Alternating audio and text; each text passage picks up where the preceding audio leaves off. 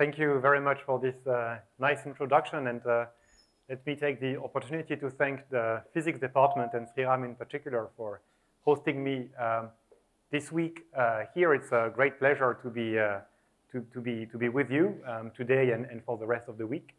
So the topic of my talk is cosmic inflation, which is a phase of accelerated expansion that took place in the very early universe, and on which I'm going to spend most of the time to introduce this field a little bit and to make it hopefully accessible to most of you. And then in the last third or last quarter of the presentation, depending on how I'm doing with time, I will also talk about quantum diffusion, which is a particular aspect of cosmic inflation that I'm working on. So the last bit will be maybe not technical, but more specialized. So if you bear with me until the end, So I would like to start this by recalling some historical foundations of cosmology. Cosmology is the science which describes the universe on the largest scales. And one of the milestones in our field is this discovery by Hubble in 1929, who measured the distance of some stars relative to the Earth, so some special stars, which are called Cepheid stars, and the velocity at which those stars were moving away from us. And even though there is some scattering between the data points, if you trust this plot, there is this apparently linear relationship between the velocity and the distance, which means that the further away stars are from us, the faster they are moving away from us. So this law, which is a linear relationship between velocity and distance, is called the Hubble law. And the parameter here is called the Hubble parameter. With this data, Hubble was able to evaluate this Hubble parameter to be of the order of 500 kilometers per second times 1 megaparsec. And this value is in fact not too wrong. So the present value is around 70 in the same units, which is a factor 10 away from this 500, but for cosmology in the 90s or 30s, a factor 10 was really high precision physics. And what this law is telling you is that the universe is expanding, okay? So the amount of space between us and different stars inflates, grows, and this is why things are moving faster when they are more distant from us. Now, the reason why this law is interesting is that according to general relativity, the curvature of space-time, which is described by the left-hand side in this equation, which is called the Einstein equation, is related to the right-hand side, and the right-hand side describes the content of the universe, okay? So the matter that there is in it, either in terms of particles or in terms of fields or in terms of fluids and so on. And curvature here is really curvature of the whole space-time. So if you have a space-time which is expanding, it's curved. It's not obvious why it's curved. It's because it's curved in the time direction.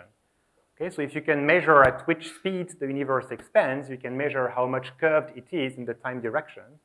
And through Einstein equations, you can therefore constrain what is inside the universe, what is driving this expansion. And when we play this game, what we discover is that the universe is mostly made of stuff that we don't really understand, right? So the majority of it today is a form of dark energy, which surprisingly doesn't seem to dilute. So as the volume of the universe grows, the density of dark energy remains a constant. So this fluid is a little bit mysterious. There is a form of matter which we call dark matter because we see its effect at the level of gravitation. So we see its gravitational effect, but we don't see it in terms of light or particles that would come from this dark matter. Okay? So it's a form of invisible matter that we call dark matter because we don't know what it is. And then the rest of it is the stuff that we actually do know. So standard matter, which we also sometimes call baryonic matter, so the particles that we know, protons, electrons, atoms, and so on. And then a tiny amount of light and of neutrinos. So of course, there are other ways that we can constrain what is inside the universe. We can measure the rate at which it expands, but we can also look at the formation of structures inside this universe. And the way that those structures are going to form and the speed at which they are going to form also tells us something about the matter that give rise to those structures. So here I've just took some simulation. It's of course not from me, it's from a, sorry. I know, but it's a PDF, of course. That's okay. Anyway, there was a nice movie, but if you're interested in it, I can show you afterwards. So let me just skip that part. Okay, so when we combine those different ingredients, the picture of the universe we end up with is sketched in this image. So the universe expands, which means that as time proceeds, it becomes larger, the density decreases, so it also becomes cooler and less dense. So we live somewhere here at the endpoint of this sketch where galaxies exist. In fact, I think this is supposed to be us, this red spot here, in the Milky Way galaxy. But if you go backwards in time, the universe is smaller, is also denser and hotter, and so you reach higher and higher temperatures. In fact, there is a point at which the universe is so dense that light cannot travel in a free way. Okay? So whenever a photon is being produced somewhere, it's immediately scattered off or captured by a nearby charged particle. And so this phase is what happens here at very early time. So of course we cannot have direct observations of this phase just because light does not come out of this epoch in straight lines. But at some point, because the universe expands, it becomes sufficiently undense such that light starts to travel in straight lines. And this corresponds to this epoch here, which we call the last scattering surface. So whenever you look at the universe in a telescope or at night and a photon hits you, this photon had the last scattered for the last time around this epoch, okay, with a high probability. Of course, some of those photons, they also cross structures and galaxies and they may undergo other scattering events, but for the majority of those photons that you observe, they underwent the last scattering in this epoch. So this very first light of the universe we can observe is called the cosmic microwave background. It's a prediction of this model, which we sometimes call the Big Bang model. And of course, it's very interesting to observe it and to try to make measurements on it, because when you do that, you really have access to the most ancient time you can ever observe. So this cosmic microwave background was observed for the first time in 1965. There was, of course, a lot of excitement about this discovery because it was a confirmation, or at least an indication, in favor of this Big Bang model. And in fact, you can see it coming from all directions in the sky. And what you can do is measure the temperature of the photon. So it's a thermal bath of photons. Those photons have thermalized. So they have a temperature, and you can look at the temperature of the photons that come towards you depending on the temperature, depending on the direction, sorry. So this is a plot of what you obtain. It's a spherical projection, okay, pretty much like when you want to have a map of the Earth, you project a sphere on a 2D plane. This is the same kind of projection because since I can observe in every direction around me, I perform observations on a sphere. So this is a projection of this sphere on the 2D plane. And the color encodes the temperature, and what you can see is that the temperature is the same in every direction, okay, and is roughly equal to 2 Kelvin degrees, 2.7 Kelvin degrees today. There is a very slim white line in the center, but this line is in fact the galactic plane. Okay? So when we observe along the galactic plane, we get contamination by the stuff in the galaxy, so we can't really, at this time, it was very difficult to make observations in this plane, so we don't see anything. So temperature is the same in every direction. I will explain why this is a challenge in a minute. But then, of course, the next step is to measure fluctuations, small fluctuations away from this temperature. And those fluctuations are very challenging to detect because they are very small. So the temperature is of the order of 2 Kelvin. The typical fluctuation away from this mean value is of the order of 10 to the minus 5 Kelvin. Okay? So it's a 10 to the minus 5 signal that people needed to detect. And this was done for the first time by this satellite, which is called COBE, at the beginning of the 90s. This is a map that they were getting. Again, at the center, it's the galactic plane, so you cannot really consider this region. But in other regions, they were starting to see the fluctuations. Then there was another campaign of observations in the early 2000s, so 10 years later, by a satellite called WMAP, where you see that the angular resolution of the measurement increased a lot. And finally, this is the current measurement we have by another satellite, which is called Planck, which delivered data between 2015 and 2018. And this is the scale of the temperature. So again, typical fluctuation is of the order of 10 to the minus 5, so a very small signal. And you see there is nothing in the galactic plane now because with Planck, people managed to remove the signal from the galaxy. I can explain how if you're interested. So this picture, which seems a bit like white noise, in fact contains a lot of interesting information about the universe and in particular what happens before this time of the last scattering surface, right? What is the physical processes that give rise to those fluctuations? Here's just a comparison between COBE, WMAP, and Planck just to stress the increase in angular resolution and accuracy of those experiments. So this gives you a very nice picture of the universe. We have some confirmation or indirect confirmation of the Big Bang model. So we know that the universe expanded. We know that at some point it became transparent and that we can observe the light coming from this instant. But still at the beginning of the 80s, the end of the 70s, beginning of the 80s, people started to tumble over a number of problems which were referred to as the problems of the Big Bang model at that time. And that gave rise to the idea of inflation. So although there were several problems, I will insist on this one, the horizon problem, which I think is the most important one, retrospectively. And the idea is the following. So first, I need to introduce this metric, which describes the geometry of an expanding universe. So this metric is called the FLRW metric, for the names of the guy who worked on it first. And you see, it just means it is similar to the Minkowski flat spacetime metric if you take this A factor to be equals to 1. The only modification to flat spacetime that I introduce is that now I allow my spatial hypersurfaces to grow as a function of time. And the measure on it is given by this function A of t, which we call the scale factor. So this metric is very simple. It's almost like the Minkowski metric. I just add one additional free function of time, A of t, and which allows the universe to expand. So when A grows, the universe expands. When A decreases, the universe contracts. I want to ask the question, how does a photon propagate in such a geometry? So according to the theory of relativity, a photon propagates along what we call null geodesics, which correspond to equating ds squared to 0. And you see, if I take ds squared equals 0, this is easy to solve. I find that dx is essentially dt over a, dt over ca, sorry, c dt over a. And so I can ask the question, how much distance does a photon travel between some initial time and some final time? Okay, so if you look at a star at some object distance from you, and this star emits a photon at a time t emission, and this photon reaches you at a time t naught, and then you want to know what is the distance between the star and yourself today. Well, what you do is you say that the amount by which x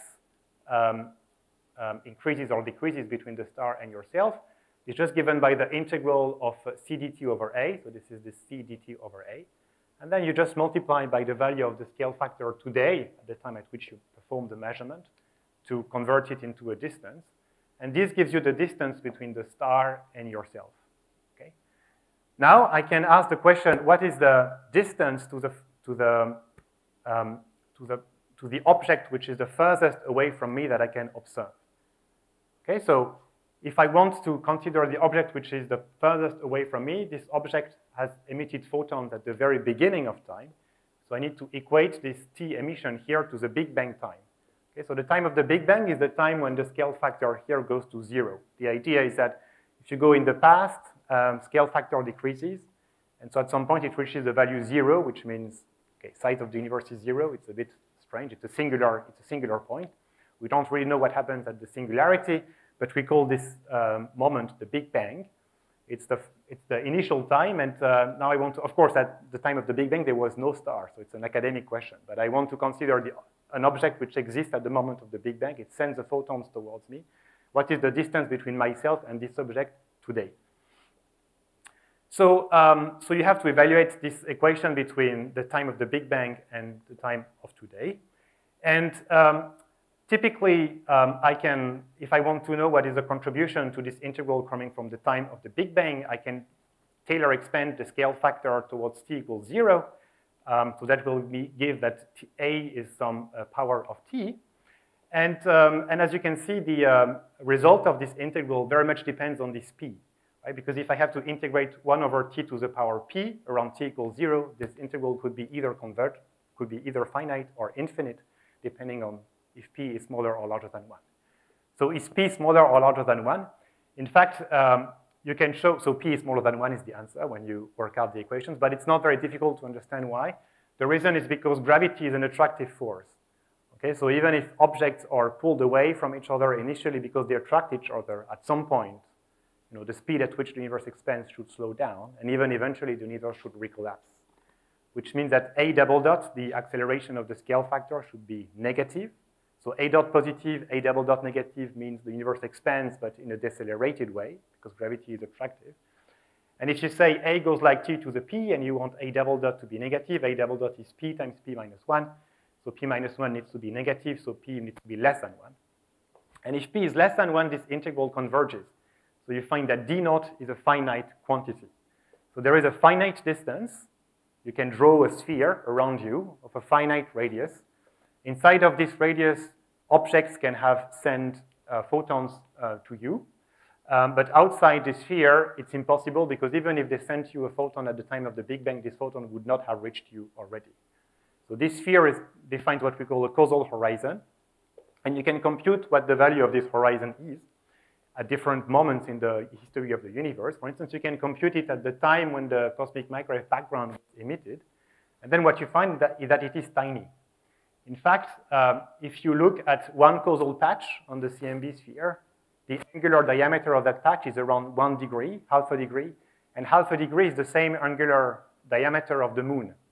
Okay, so if you look at the sky at night, you take the moon and then you copy-paste the moon everywhere, and you can map the sky with as many moons you can place on the sky. And if you play this game, you find that you can put roughly 450,000 moons on the sky. So what it means is that the cosmic, according to this calculation, the cosmic microwave background should be made of 10 to the 5, 10 to the 6 independent patches which didn't have any prior causal contact. Yet, if you measure the temperature in each of those patches, you find exactly the same value. You find 2.7 Kelvin. So why is that the temperature in those 10 to the 5, 10 to the 6 patches exactly the same, even though they were never in causal contact before? The only way you can do this is by just setting the initial temperature in all of these patches by hand to the exact same value, but that's not very elegant as a solution. Okay, it's a fine-tuning issue which we don't really understand. Why would the temperature be exactly the same? And so this was called the horizon problem. And one way to solve the horizon problem is, from the way that I have set up the problem, the solution sounds a bit obvious. One way to solve the problem is to assume that initially there is another phase in the expansion of the universe soon after the Big Bang, during which a double dot is positive. Because if a double dot is positive, p becomes larger than 1, and this integral diverges. The size of the horizon becomes very, very big, and I can enclose the whole CMB within a single horizon patch, and then I can explain why I observe the same temperature everywhere. So a double dot positive means that the expansion of the universe accelerates, and we call this phase inflation. Okay, so this is one of the ways that inflation was proposed. So of course, once you come up with this idea, there are many questions that immediately come to your mind. The first question is, I said gravity is attractive, so a double dot is negative. Now I tell you there is a phase where a double dot is positive, so how is that possible? And then there are other questions that I will mention a bit later on.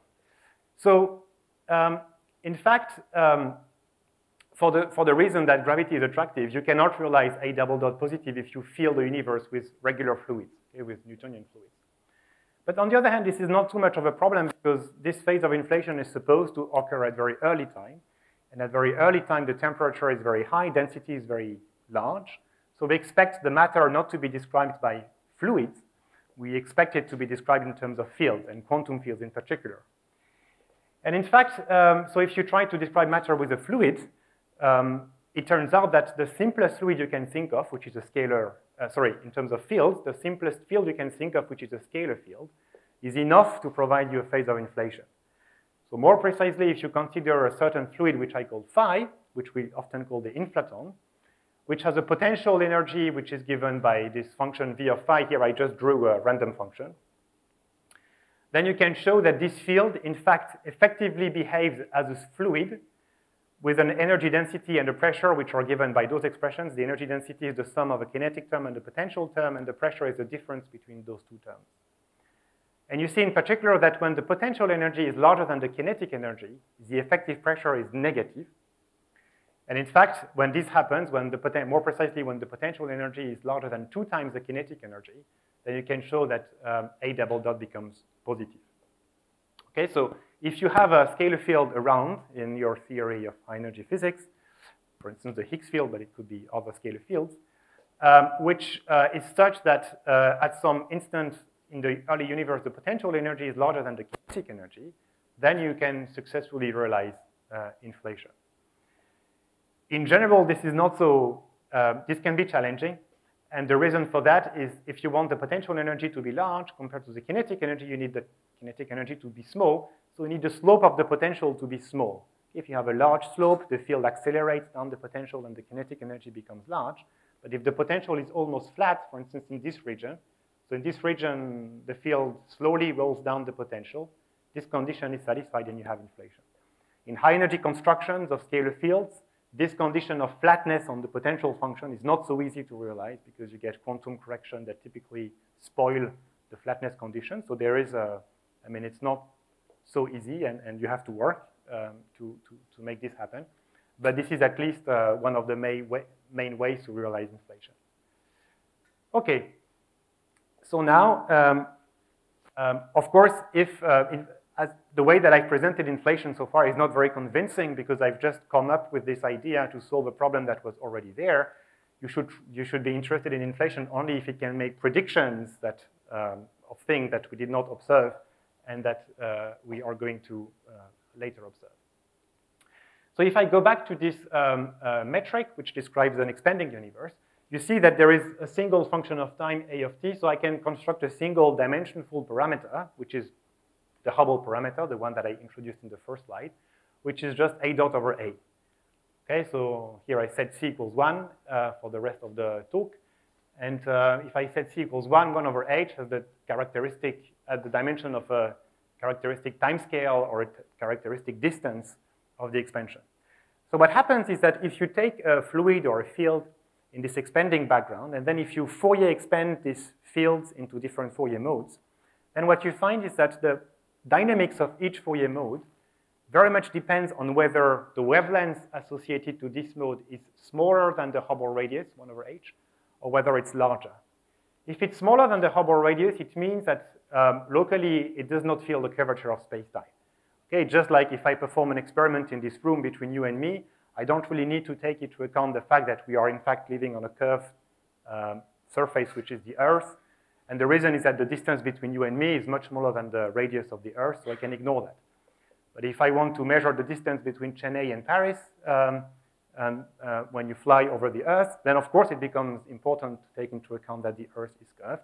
And this corresponds to this regime on the right-hand side where the wavelength is larger than the Hubble radius. So in this regime on the left-hand side, it's like if you want to do quantum field theory, it's like doing quantum field theory on flat spacetimes because spacetime is effectively flat. And this is very convenient because, for instance, you can define vacuum states without any ambiguity. This regime on the right-hand side is more complicated. You have a quantum field on a curved background. And in fact, whenever you have a quantum field on a curved background, you typically have quantum particle production. Okay, there are famous examples of that. One is the Schwinger effect. So if you apply a strong electric field to the vacuum, you create pairs of particles, antiparticles. Another example is the Hawking effect.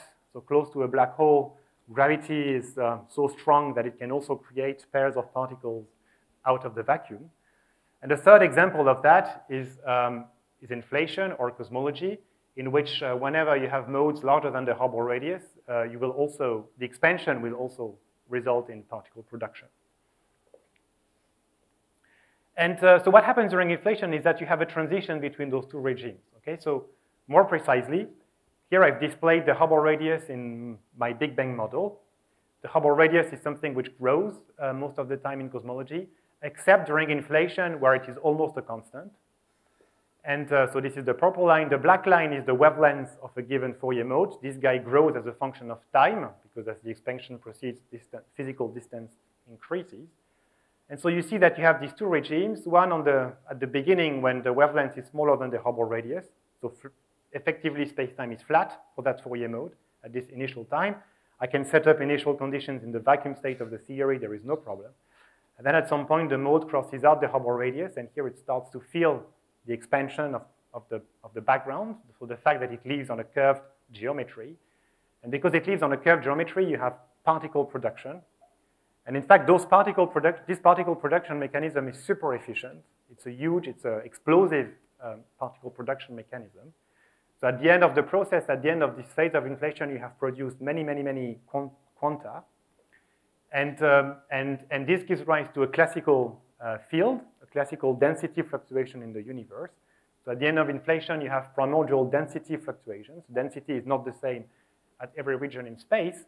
And those densities, they later evolve and collapse into structures, galaxies, clusters of galaxies, and so on.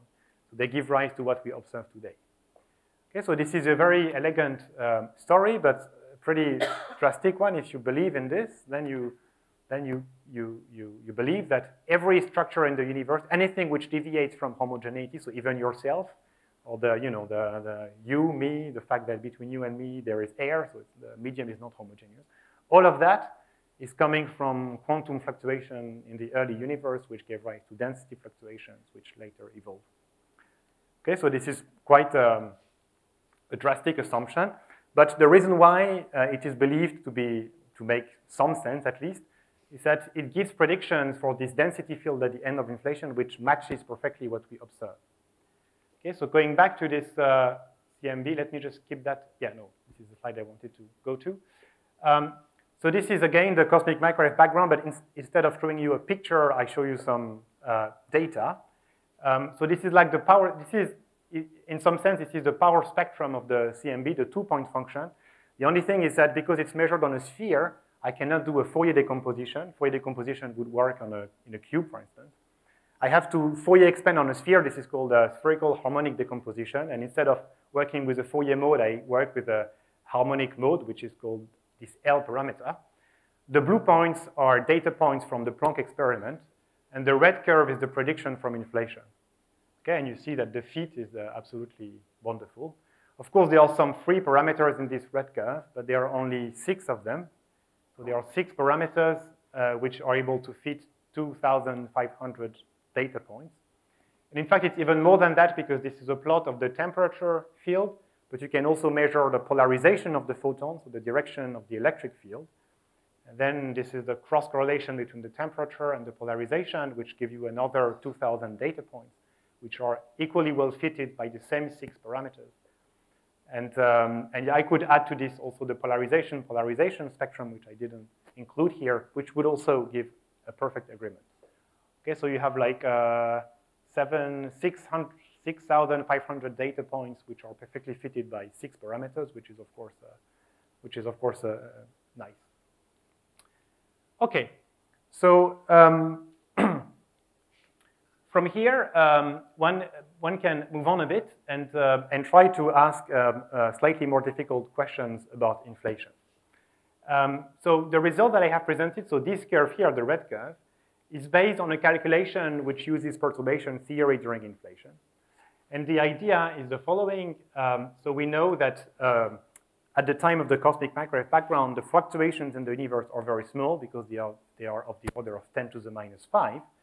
So before, at least before the CMB, we can try to model fluctuations, in a perturbation way.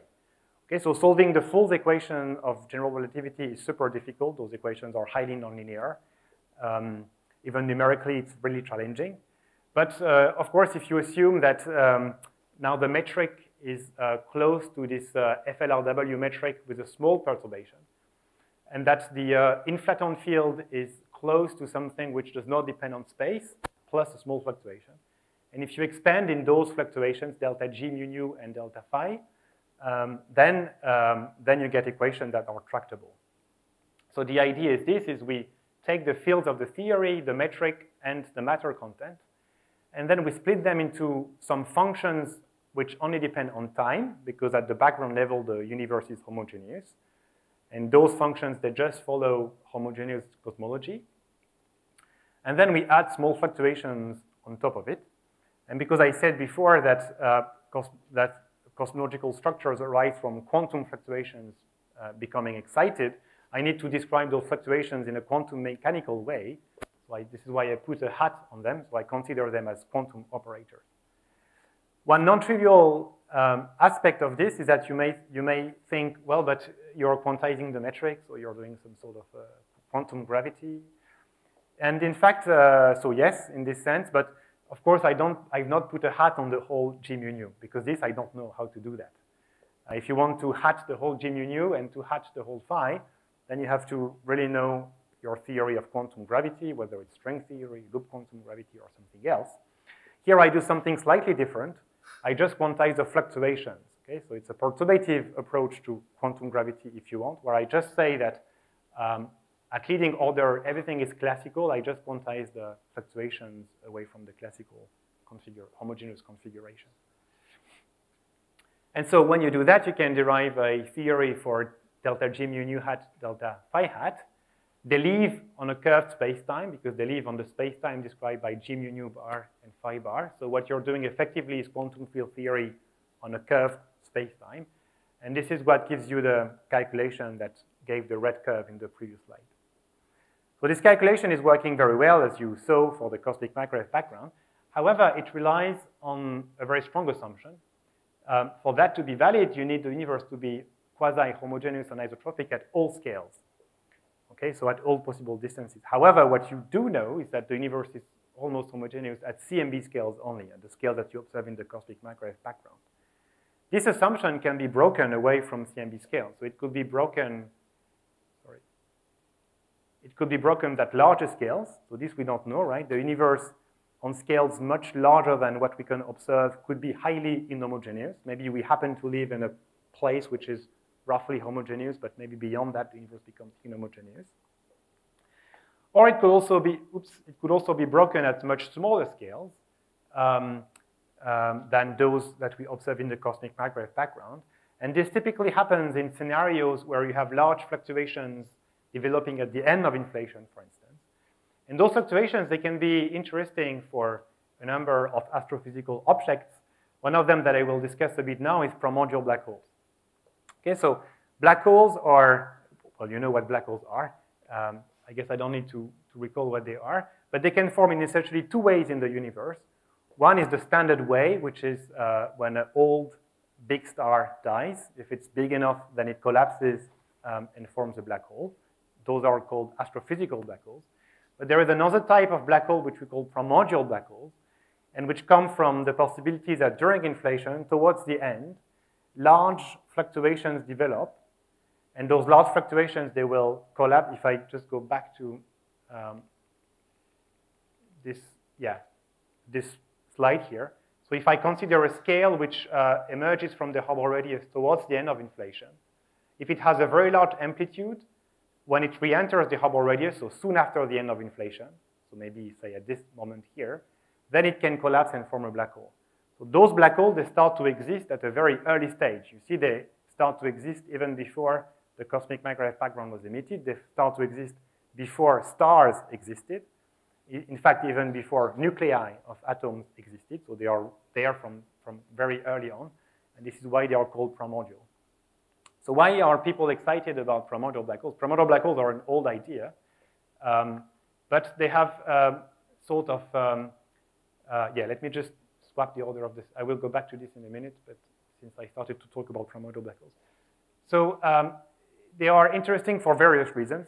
One is that they could be dark matter. So I told you there is a species of matter in the universe that we observe from gravitational effects, but we don't see any light coming out of them.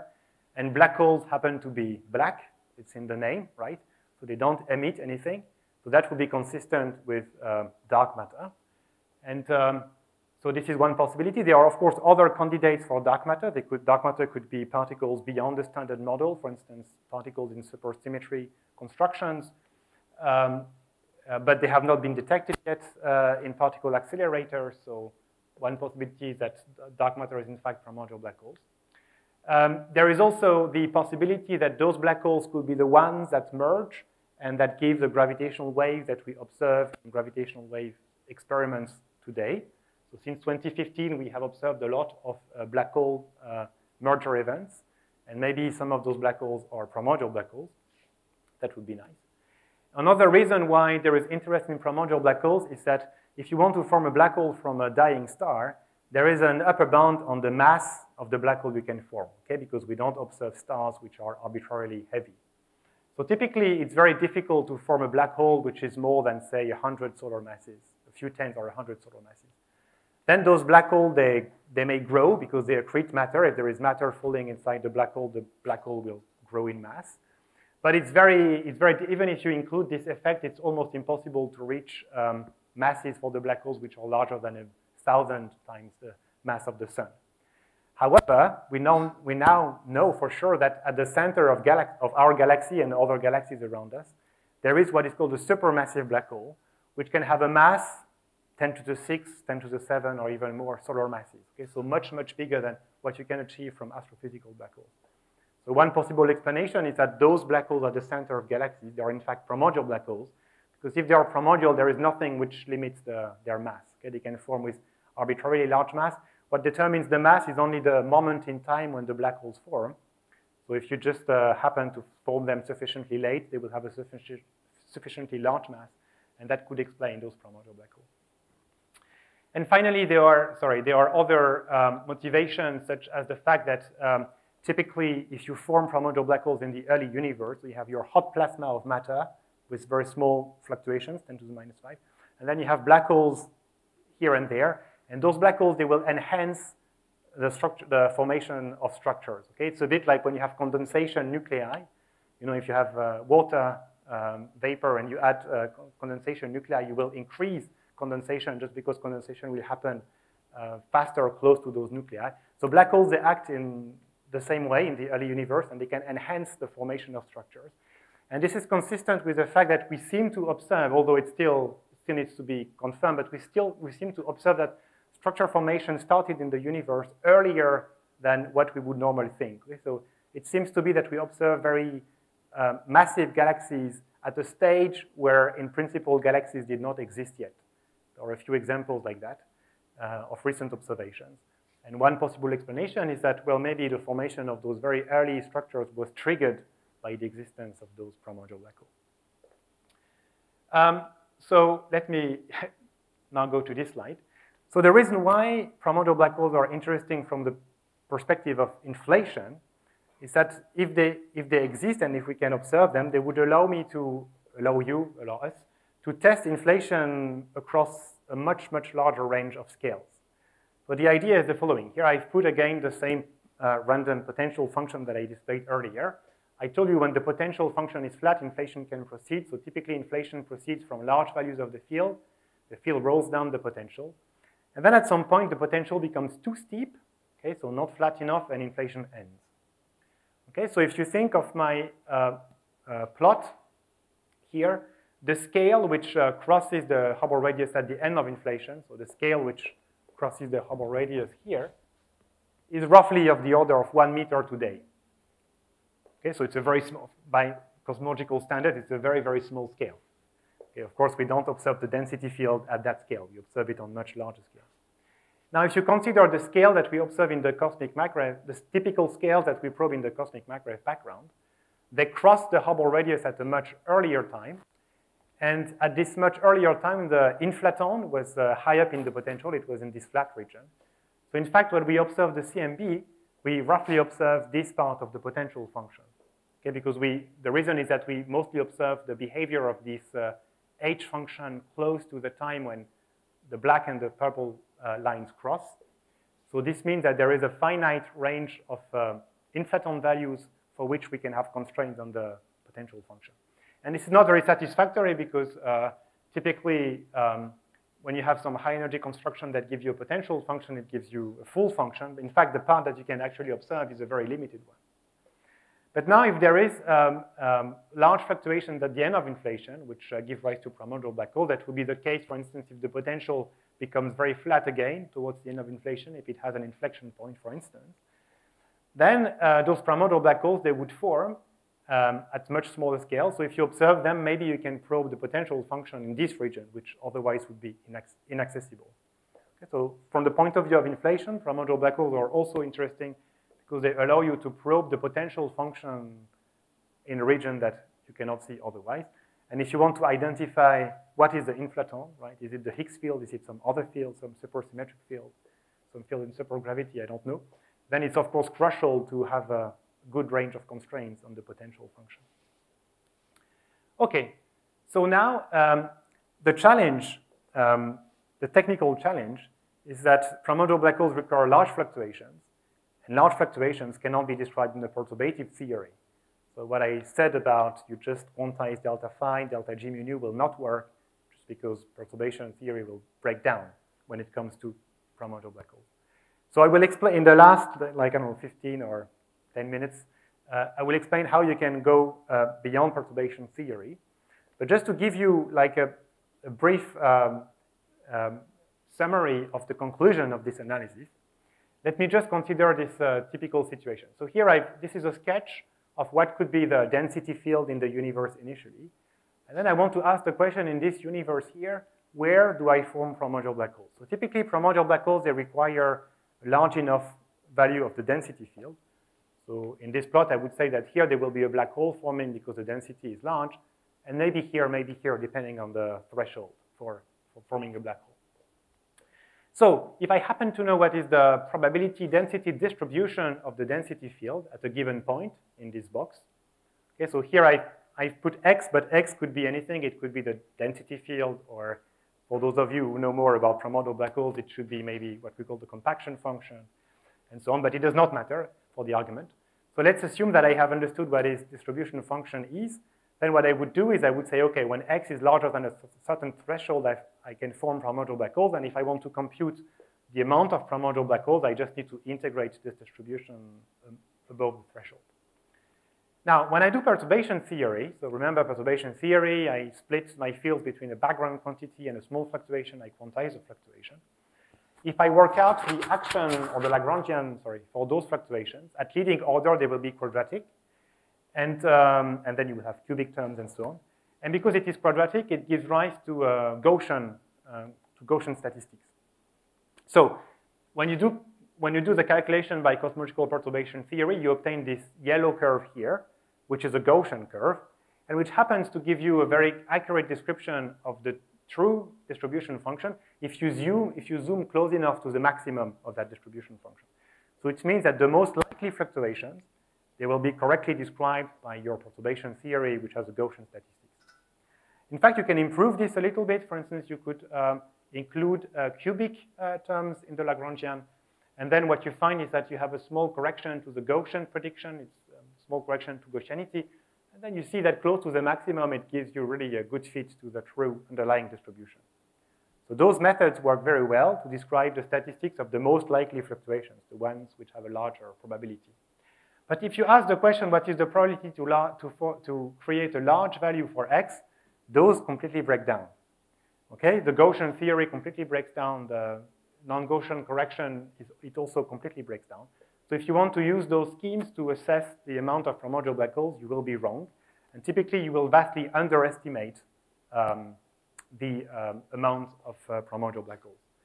Right? So the primordial black holes will be related to the integral of that curve above a certain threshold, and this will be miscalculated. Okay, so this plot is actually, so I didn't tell you in which model I made this plot because I wanted to spare the technical details, but there is an actual model behind that. And you see that in that case, indeed, if I use perturbation theory, I vastly underestimate the number of primordial black holes. So this is something you will see in a couple of slides. So now how can I have a non-perturbative calculation? So the non-perturbative calculation relies on two ingredients. One is called the separate universe approach, and the other one is called stochastic inflation. So let me just try to give you the main ideas behind those two schemes. So the first thing is the separate universe. So remember the metric which describes the homogeneous and isotropic expanding background. I can always redefine time t in such a way that I can put it in this form. So eta is defined by a d eta is just dt. And this is a convenient way to rewrite the metric because it becomes conformally similar to the flat metric, to the Minkowski metric. So if I work with this conformal time eta, the scale factor grows in that way during inflation. And during inflation, time goes from minus infinity to 0. So when eta is minus infinity, scale factor is 0. It's the time of the Big Bang. And when eta goes to 0, scale factor is infinite. Okay, so this is the infinite past, and this is the infinite future.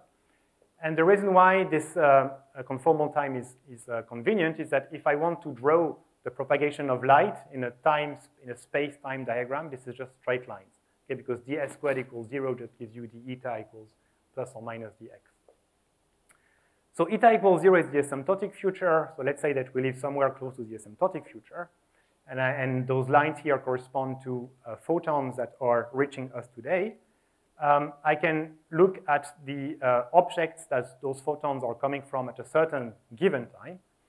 And of course, this is the advantage of inflation, is that if I draw their past light cones, there is an intersection. So those 2 points have some causal contact, which is the whole point of inflation, is to put those 2 points in causal contact. But another consequence of this diagram is that now if you consider those 2 points again, or say points which are slightly more distant, so for instance, this point and this point, and if you ask, can they have some contact in the future, the answer is no. Why? Because if this point sends a photon towards this point, this photon will travel along this line, and it will never hit that point here. Okay, so what it means is that during inflation, there is a critical distance, which happens to be the Hubble radius. Of course, it's the only distance in the problem, for which if you take 2 points which are further away than the Hubble radius, they have no future contact. Okay, so if I take 2 points x1 and x2, I look at the properties of the universe at x1, around x1, I look at properties of the universe around x2. If the distance between x1 and x2 is larger than the Hubble radius, whatever happens at x1 cannot influence what happens at x2. They become completely independent. So this is why this is called the separate universe, which tells you that on large scales, the universe can be described as an ensemble of independent, locally homogeneous patches. So I can see this as a local small universe, this as a local small universe, and they are completely independent. Okay, so this is a simplification of the theory, drastic simplification of the theory on large distances. And this is a non-perturbative statement. It does not rely on perturbation theory. That would be true all the time. So the idea behind stochastic inflation is to use this property to derive a non-perturbative theory for the fields on large distances, okay, on the distances for which the separate universe approach applies. So when I do this, this is a sketch of the different distances in the problem. The blue line is the Hubble radius. What I want to do is to derive a theory only for the scales which live above the blue line. Below the blue line, I'm just going to use perturbation theory. And this is okay because at small scale, perturbations are always small. They become large only when they grow above the Hubble radius. And at large scales, I'm going to use a new theory, which is not perturbation theory, which is called stochastic inflation. So there is a very vast literature about stochastic inflation, but to give you the main idea in just one equation.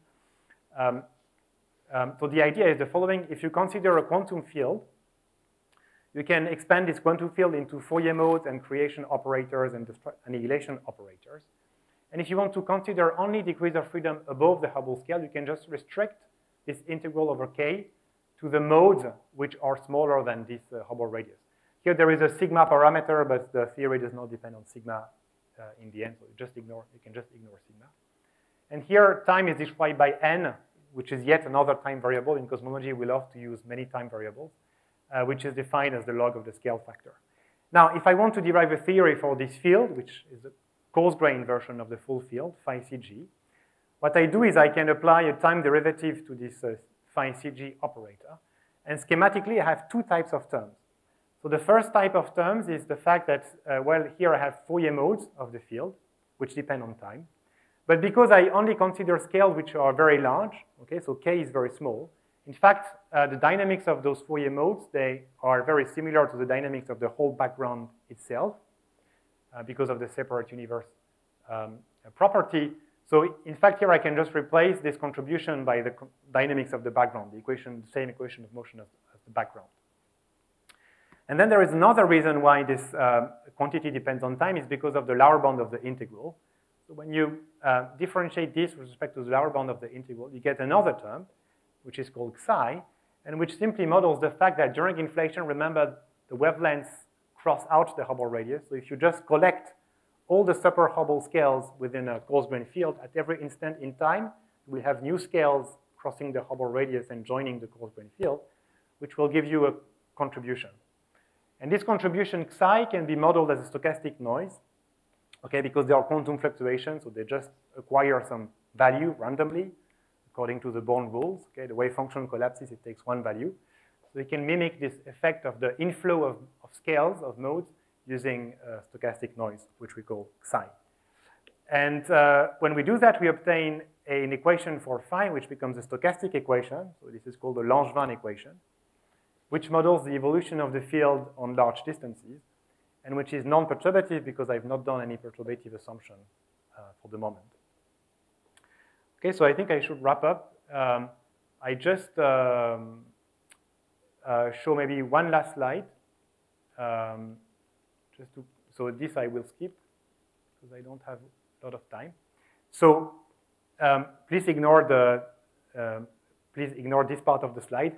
What I want to show you here is that now that the motion of phi becomes stochastic, if you start from a certain initial condition and you wait until inflation ends, so inflation ends when the potential becomes too steep, this happens at a certain value phi end. If I look at different realizations of the stochastic process, I will get different durations for inflation. Okay, so the time it takes to terminate inflation is itself a random variable.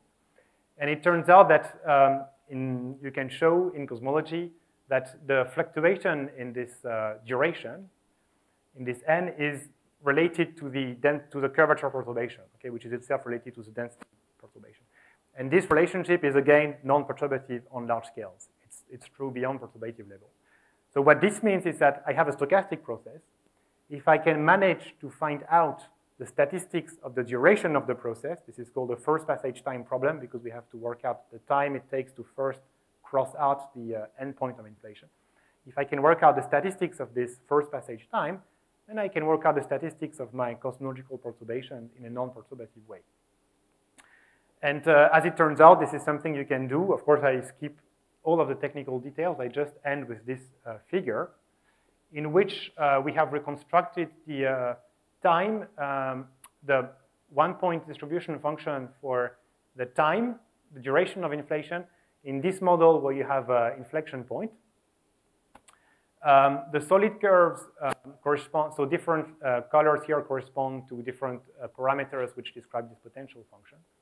The solid curves are obtained using a full calculation, so using the Langevin equation doing the full calculation, while the dashed lines are given by perturbation theory. And you see that this looks exactly like the sketch I was showing you at the beginning, namely close to the maximum of the distribution. The Gaussian approximation cosmological perturbation theory is doing fairly well. But as you go to the tail, it's becoming very inaccurate. And in fact, if you notice that this plot is a log, it has a log scale, you see that at large n, this is becoming a straight line. So what it means is that the PDF here decays exponentially. But exponential decay is a highly nonlinear, non-perturbative behavior. In a Gaussian theory, it should decay as exponential minus n squared. Now it decays only as exponential minus n. So if you remember that n and density fluctuation are roughly related, primordial black holes, they form at large density fluctuations, so they form at large n. And of course, when n is large, there is a huge, huge difference between exponential minus n and exponential minus n squared. So this enhancement in the distribution function gives rise to a big, big enhancement in the abundance of primordial black holes. Okay, so in fact, quantum diffusion helps you a lot to form primordial black holes in the early universe. Okay, I stop here. Yeah, I just show my conclusion slide, but I think I'm slightly over time, so I should maybe stop here and leave time for questions if you have questions. Thank you very much. Thank you for really noting. Thank you very much. Thank you. Some dark matter. Dark matter. Okay. Thank you so much. Thank you very much.